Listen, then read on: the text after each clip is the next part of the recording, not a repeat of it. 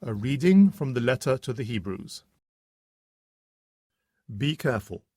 The promise of reaching the place of rest he had for them still holds good, and none of you must think that he has come too late for it.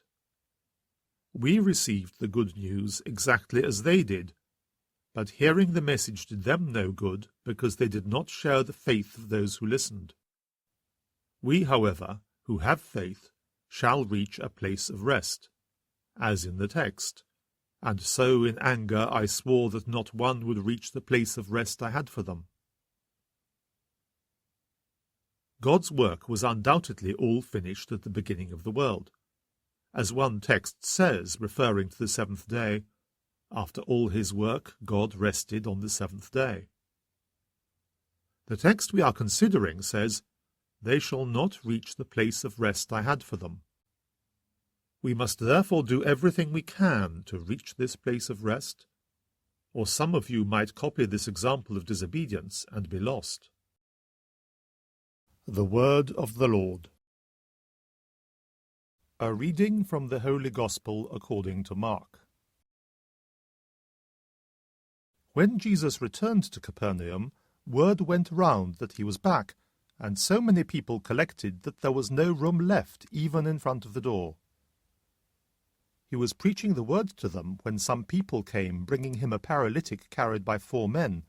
But as the crowd made it impossible to get the man to him, they stripped the roof over the place where Jesus was, and when they had made an opening, they lowered the stretcher on which the paralytic lay.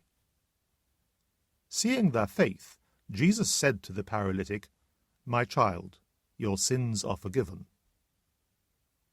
Now some scribes were sitting there, and they thought to themselves, "How can this man talk like that? He is blaspheming. Who can forgive sins but God?" Jesus, inwardly aware that this was what they were thinking, said to them, "Why do you have these thoughts in your hearts? Which of these is easier, to say to the paralytic, 'Your sins are forgiven,' or to say, 'Get up, pick up your stretcher and walk'? But to prove to you that the Son of Man has authority on earth to forgive sins," he turned to the paralytic, "I order you, get up, pick up your stretcher, and go off home." And the man got up, picked up his stretcher at once, and walked out in front of everyone, so that they were all astounded and praised God, saying, "We have never seen anything like this." The Gospel of the Lord.